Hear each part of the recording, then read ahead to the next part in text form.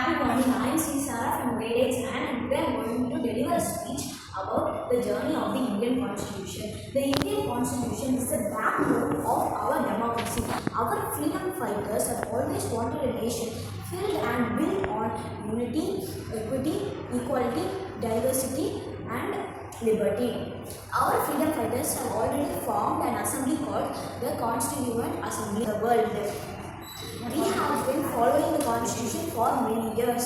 This Constitution is not just a mere document but a symbol of India's unity and dignity. Thank you. வணக்கம். என் பெயர் D. Sivapriya. நான் இன்று பேச வந்துள்ளது இந்திய சுதந்திரத்திற்கு தமிழ்நாட்டின்